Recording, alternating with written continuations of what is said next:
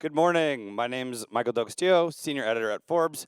Been covering blockchain and cryptocurrency since 2011. Wrote my first Bitcoin article then, and been following the space ever since.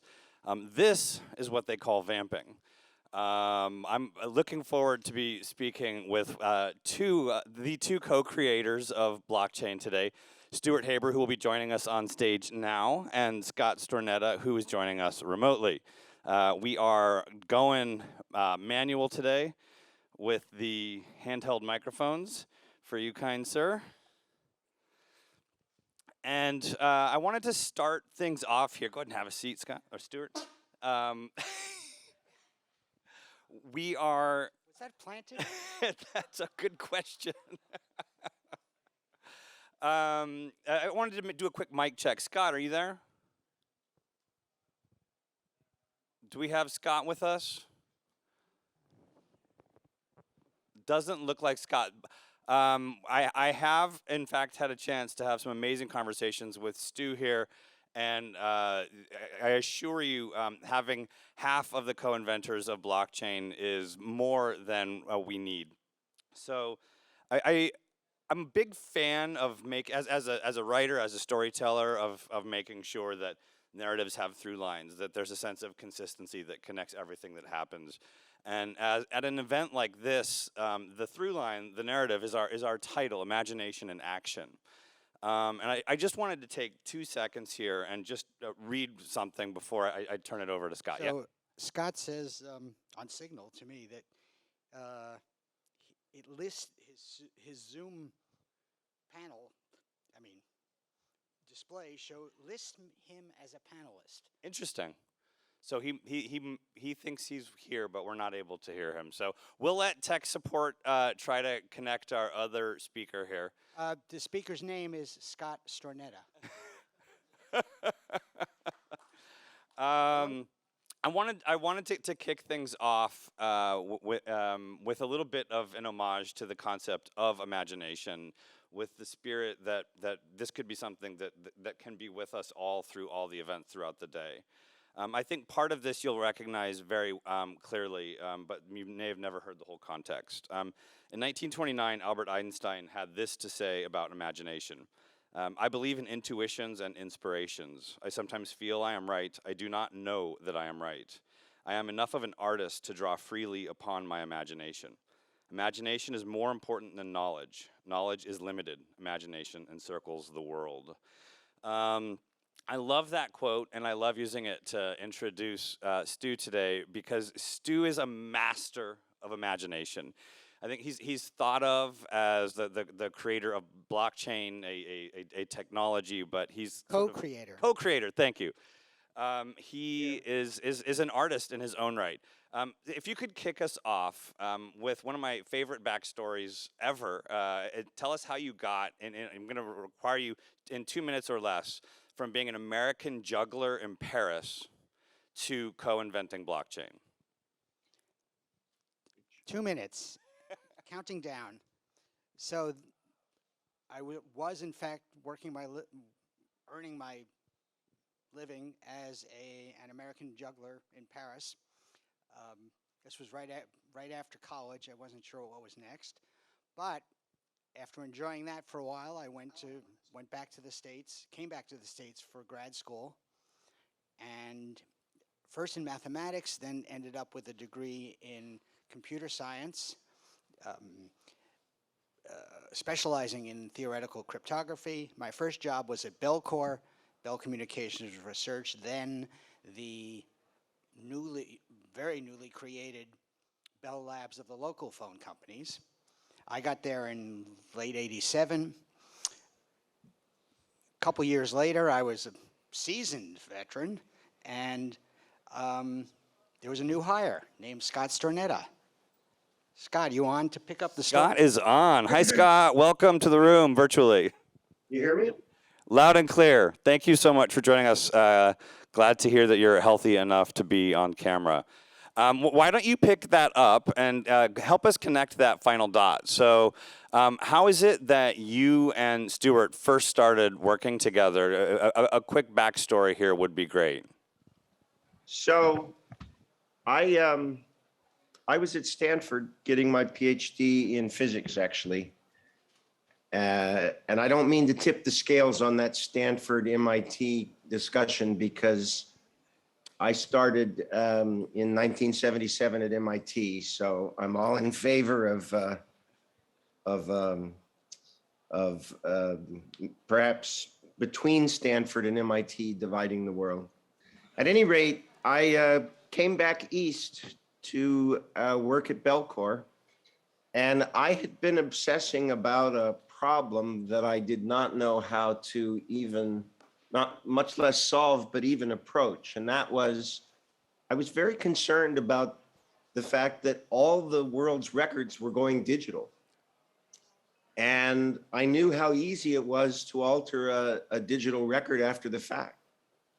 And so my obsession became, how do we create immutable records? Records that you know are as authentic the day they were created as 100 years from then. And being the typically self-centered physicist that I was, I felt like the fate of the world depended on me somehow putting my finger in the dike.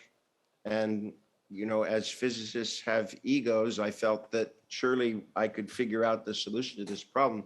The difficulty was I knew nothing about cryptology and figured that that's where the solution lay. And so the only way to turn just kind of an idle worry into an actual solution was to find a cryptographer that knew what he was doing. And That cryptographer is sitting next to me right here today. that was where Stuart came in. So I went to Stuart as a junior partner and said, look, someday this is going to be a huge problem. And so, Stuart, both of you identified a problem early on that very much still persists today. I loved Scott's description of what that event is, that problem is, but it is so crucial to everything that is going to happen this entire day. I'm so excited to be able to help lay the foundation talking to you guys right now. Stu, what was the problem in your perspective that you two were setting out to solve? The problem might best be summarized by the title of our first paper, namely our first joint paper, which was How to Timestamp a Digital Document. There's a summary. We were concerned, as Scott said, about figuring out a way to ensure the integrity of digital records, so that one seeing a record on a, I wasn't carrying around a cell phone like this that was a powerful computer. This was more powerful than what was on our desks at Belcor. But looking at a digital record now, I wanted an algorithmic procedure for checking that this record had not been changed since its asserted date of creation. Of course, creation. A document is just a string of bits. Mathematically, they all exist in, mathematical God looking down sees them all. Before we get to how you two solved it, briefly describe what was the risk if you didn't solve it. I think that we're starting to see that in reality now. Much of the concern I think that you guys had way back then was theoretical, or at least not like distributed to normal people like myself and others in the room. But what would happen if things went wrong? Like if you did not create this, what's at risk for society at large? All I would say is just society at large. That was the only thing on the table. So you're sitting here pondering how to save society, working together, and there's an aha moment, and I love the story of the aha moment where all of this hard work just sort of clicked. And I was hoping that, Scott, you could kind of walk us through. So Sure. you have a great sort of apple on the head moment. Right, thanks. So again, Stuart and I are working on this notion of creating immutable records, and we'd come up with a pretty good, a fairly workable solution to it. The problem was it still required you to trust someone in the system. And so I went to Stuart and said, with all due respect to the engineering focus at MIT, we're trying to be scientists here. We're trying to elevate this problem. What we need to do is remove trust from the system somehow. Find a way to not depend on having a trust a single party. And so we took the solution that we had and tried to elevate it. And after several weeks of work, Stuart pulls me aside and says, you know, I don't think we're going to get this problem solved.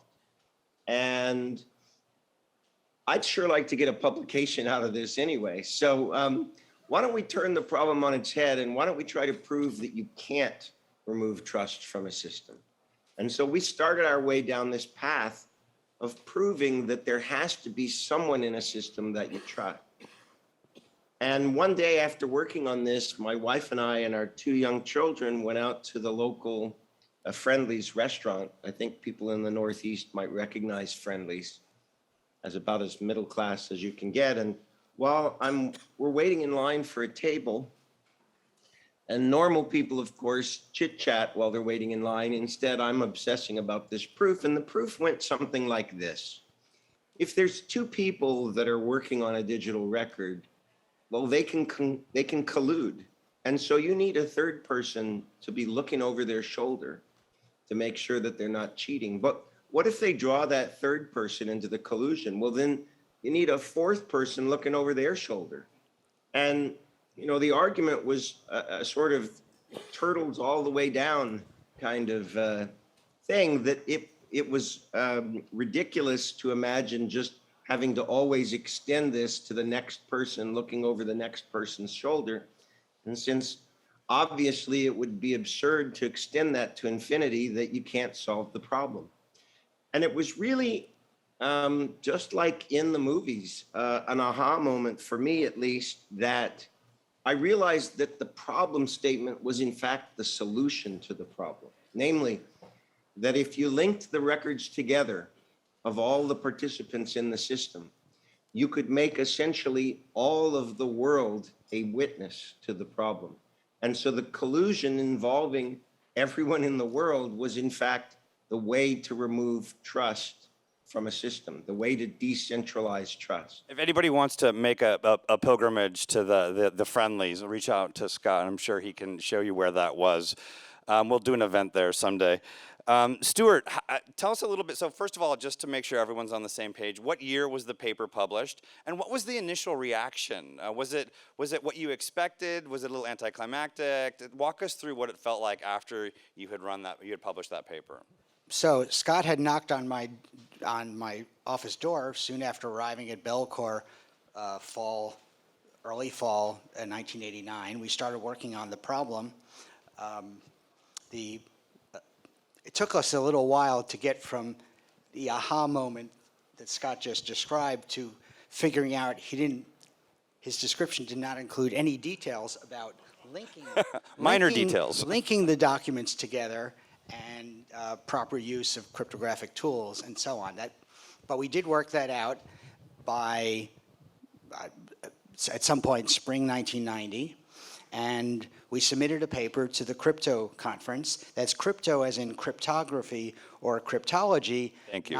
Nobody was going to even pronounce the syllables cryptocurrency for a couple of decades.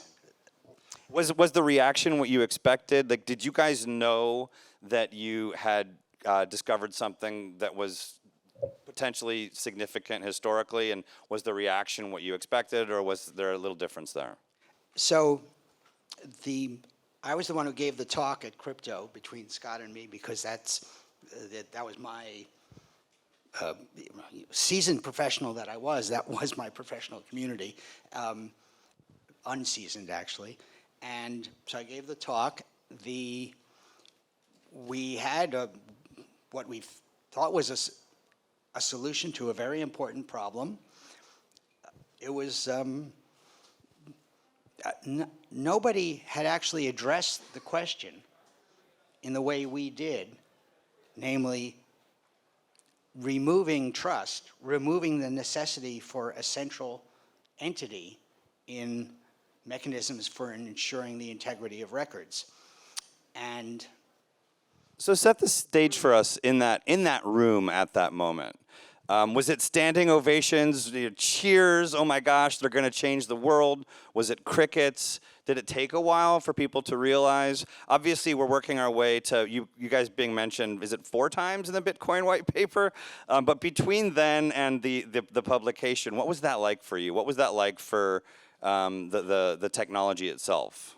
So I just looked at the schedule for Crypto 1990, and what happened when I stepped off the stage? Well, we had a coffee break, and I went out and talked to people, and a few people said nice talk, but That was it. no, not quite. So sorry, no standing ovation. No standing ovation. No. However, later that day or the next day, our paper was invited to a special issue of the Journal of Cryptology, special issue on applications. And that was gratifying. And we took it from there. It wasn't until the following year, though, that we had a solution that, in fact, we spun out of Belcore as a company called Surety to offer timestamping services, and whose data structure was adopted directly by Satoshi Nakamoto. Yeah, and I want to talk to both you guys about that. As scientists, do you feel an obligation to take the next step into the business world? It's often been said that Satoshi's greatest gift was his anonymity. He sort of stepped back and let the world build on his technology and use it without sort of a central failure point. But since then, somebody claiming to be Satoshi has promptly gone out and obtained dozens, maybe hundreds of patents to try to corner the use of that technology. Did you guys try to patent this? Did you try to control it? Was there any other way that you monetized it? Did you seek a way to sort of turn this idea that perhaps you and only a small group of other people saw the value of? Or were you content to kind of wait for the entrepreneurs in the world to come along and do something with it? I guess I would jump in there and say that to me, it's not a question of science versus business. It's a desire to have impact and to see the idea spread. And so for us, Satoshi picking up on things and really giving it wings, or Vitalik or others, that's just, to me, a scientist's dream, is to see that what you've thrown into the kitty gets picked up and used by others. And I do want to go back to that moment when Stuart presented. The reason, in a sense, that there was a palpable reaction at the community level, but it was delayed, is that this wasn't a problem that people had been long trying to crack and just didn't know how to do it. This was a problem that people thought, well, there's no way to even solve that problem, so why even try, or why even list it as a problem to work on? And so there was this odd pause in people's minds saying, wow, you've solved a problem that we didn't even know should have been formulated as a problem. The middleman was like gravity. There was no getting around it. And you guys kind of figured out a way to change the way that the world perceived the world. Well, that's a pretty auspicious statement. I think I'll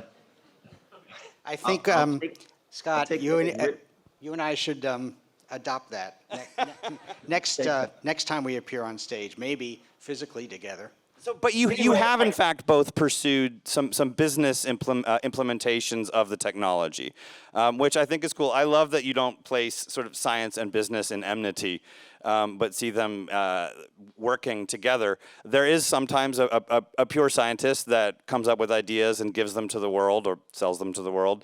And then there are entrepreneurs, and they're not always the same people. Both of you have sought to pursue this from a business perspective as well. I want to try and avoid the elevator pitch here, but I do think it's an important part of the story, and I think will help us wrap up a look to the future.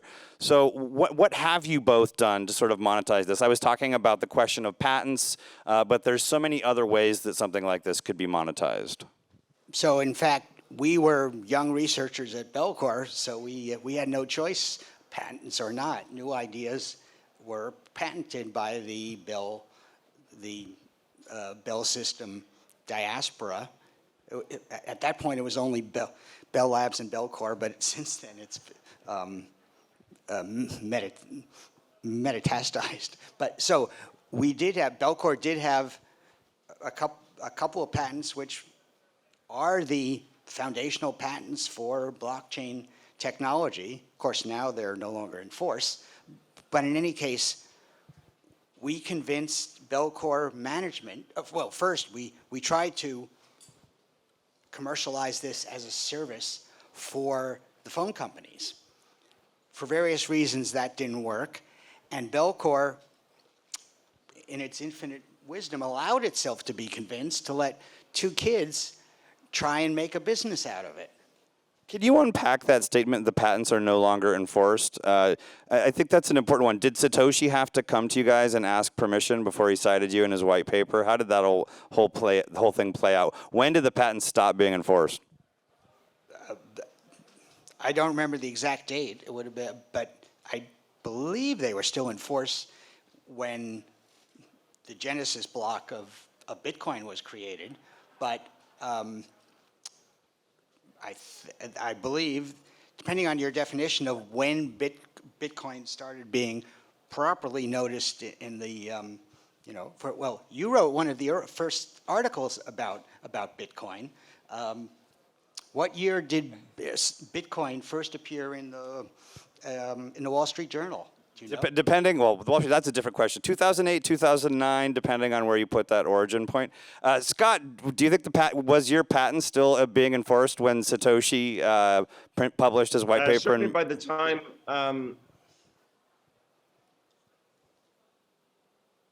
certainly they were no longer enforced by the famous two pizza purchase moment, which I think is another potential inflection point for. So what are the chances that you guys might be owed a little bit of royalties on Bitcoin? Zero, if you're asking that as a legal question. But, of course, I am very thankfully not a lawyer. What do you guys think about enterprise blockchains? And I would say zero and zero regret. Okay, that's good to know. I wanted to make sure we weren't glossing over some news there that Satoshi owed you. I was going to say zero, chance zero and. So I would say chance is zero, and I have zero regrets about it. I mean, there is no greater feeling, in my opinion, to see a flourishing community that's made use of something that you had a hand in. And we have, I think that there's so much money here. Like what you guys co-created has birthed what is currently a $900 billion cryptocurrency market. It's peaked at $3 trillion, and that's just the value of the cryptocurrency itself. That doesn't count the valuation of all the companies that are building on it, which are certainly worth many hundreds of billions more, if not trillions more. Do you guys have any advice for the scientists in the room? For the entrepreneurs in the room who are looking to maybe start with that white paper and see what they can do next? Is there pursue the free market, make your biggest dollar, or is it pursue truth and be a scientist, or somewhere in between there?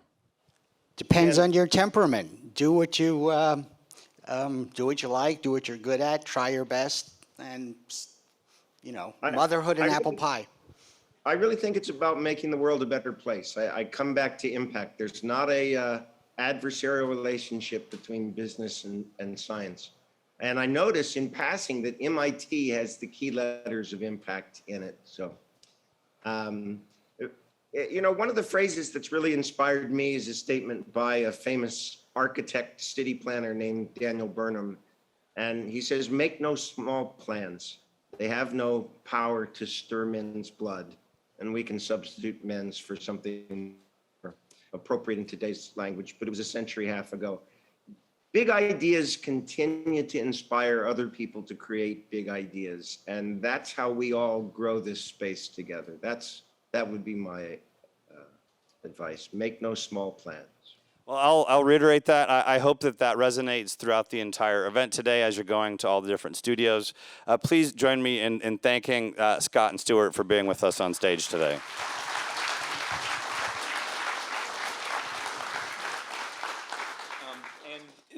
As I mentioned, the portrait area, if you want to get a photo with Stuart, you could, will you do photos with other people? Yeah, you can't do that with Scott. So hi, John Werner. Next panel should be coming up. I do want to point a few things out. You never know who's in the room. That's Bill Lombardi back there. Can you hold up your hand? He has the first Super Bowl ring on his finger because his uncle is Vince Lombardi, who's not with us anymore. But there may be some things we can do in Web3 around that ring, or you could get some nice stories from him. But Bill, thank you for being here. And you see the guy next to him? That's James Richardson. James set a bunch of records in the great state, Washington or Oregon? Washington. And he could have gone to Stanford. Harvard and Princeton wanted him to swim. But he said, no, I want to go to MIT, Division III. And he came here, he swam a little bit, he set some pool records. He tried out for the Olympic team. And then he quit swimming because he wanted to be a technologist. And he wanted to get into Web3. And he realized, I could try to go to the Olympics, but there's an opportunity cost to that. Or the next 24 months, I could be a leader in Web3. So he's a junior at MIT, but he represents the kind of community we're trying to build. Are we welcoming to you, James? Yeah, all right. So meet James. The other person here, Evan, come up. So this guy was on a plane 2 days ago from New Zealand to be here, and he's leaving in 2 days. He's the first engineer of Twitter. If you want to know what those early days were like, and if they anticipated President Trump, talk to him. Yeah. If you want a photo with him, will you do photos with me? Yeah. Sure. And these are cool glasses. He's also doing something really interesting called Planetary, which in this Web3 era, this could be big. And he's buddies with Dorsey and some others, and he knows what they're thinking or what they should be thinking and they're not thinking. So this is a good person to know. And there are other people like this in this. Raise your hand if you're interested. All right? Yeah, and we sent out all the fun facts, and that wasn't some AI that generated those. Those are real. I deleted some of the obscene ones. There weren't that many. But talk to people, and talk about the panels you just heard. That's how we're building a community. So ladies and gentlemen, yeah,